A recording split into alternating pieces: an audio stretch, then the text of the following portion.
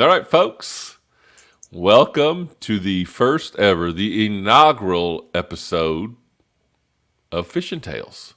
That's right. It's a series, if you will, of fishing stories, aka fishing tales. And the premise of it is really we want to encourage folks to help grow the game, the sport of fishing, where we want you to take your neighbor fishing, take the kids fishing, take your cousin that's never been fishing, take them fishing, because everyone should have at least one fishing tail. And if you have one fishing tail, you're gonna want to have a second one because it's just that much fun. So what we're gonna do is we're just gonna interview or just talk with folks, friends of mine, family members. We're gonna start with my father, who really got me into fishing, and then I got away from fishing, then he got me back into fishing, and we'll tell that one at some point, and how that all went down. But yeah, we want to encourage you to take people fishing because no matter what's going on in the world or their life, I have never seen anyone that was reeling in a fish that didn't have a huge smile on their face. So let's, Lou, Papa, Yes. Dad, the show is yours. I am the channel that we have is Fishing with the Bobber from a shirt that you got from Jim Frisch. Jim Frisch. Yep. And when did you get that? When you were born. So he's the one that coined the channel, Fishing with the Bobber. Fishing with the Bobber, yep. And then yeah. So cool. So Uncle Jim, when I was born, got you Fishing with the Bobber. Just a red shirt with black, looked like iron-on letters, right? Letters, yeah. And Yeah, I a little still block. have it. It doesn't fit, but I still got Fishing with the Bobber. It was always kind of a neat special thing for me. Right. So Yeah. All right. So what's it's got to be a good one because this is the first one ever. So oh boy. the fishing tale that you want to tell. Well, I have many tales that are important to me. And I suppose after 70 years of fishing, one would have that. For sure. I think one that comes to mind is I grew up in a small town in Wisconsin, and about a mile down the road was a trout stream. And I was always connected to trout fishing. I like other fishing, but trout fishing has always been what I like the best. And I would get on my bike, dig some worms, get on my bike, ride down to Hay Creek, and I would fish. Well, one evening after school, I decided to go, and I fished. And usually I'd be home by dark or a little before. Well, this particular night, the fish were biting. The trout were. Up to that point, it was the best time I ever had on trout. And it's getting darker and darker and darker.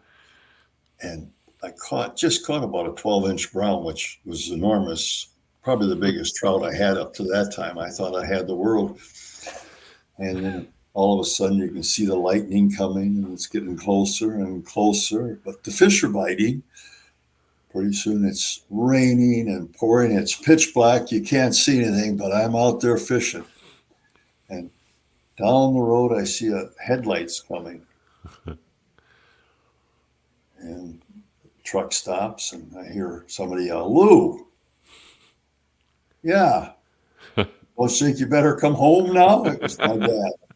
So we threw the bike in the back of the pickup and we went home. But I had caught fish. And I'm sure the parents are scared to death, worried to death that but hey, you got to have your priorities. Yes, you do. And I was probably only 9 or 10 at the time. Yeah. So times are different Yes, they are. now compared to then. Yeah. I probably wouldn't let my 9 or 10-year-old out there fishing now by himself. But I would just go, even at 6 years old, I would go fishing. That's pretty wild. Yeah. So, what kind of rod and reel were you using? Oh, the best, of course, a Zebco 202, I believe. Push button. Push button Okay. spin cast. So, a lot And of times not trout quite- fishing, you think fly rod. right. But maybe not in Wisconsin, though. Not so well. There's a lot of fly fishing there too, but I mean, most of us start with worms, night Right. crawlers. Yeah, Feeding them. right. Yeah, we didn't. We were, as you would say, we're not. We weren't catching them. We were feeding them. But I didn't catch many because I believed you had to have a night crawler, and the bigger the better. You know, and the fish are only about 6 inches long, and I'd have an 8 inch night crawler trying to catch them. Now, I'd get several that would grab onto the end of a night crawler, and I might get them up close to the surface, and then they'd flop right off. Although, my earliest whatever, was Recollection? when I went to, I was probably 5 or 6 and got on my bike and I rode down where the Barber River and the St. and the Hay Creek come together. And it was not trout water. And I dug worms and I had a fly rod. But it was my dad's fly rod. And it was one that was a metal one that extended out to like 8 foot. And then you could push it all in side each other. So, it was one piece. 3 piece. Yes, one piece. You just pulled them out. They Telescoping. telescoping. And I didn't know it telescoped. I mean, so I fished with it. It was about 3 feet long. I could set the hook though, by golly. Just lay it to them, huh?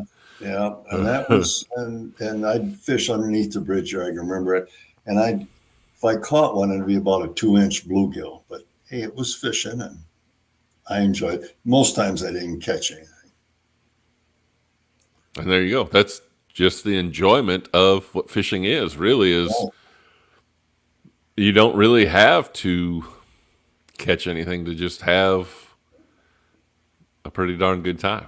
and it's a good thing I learned that at an early stage. Yeah, that's right.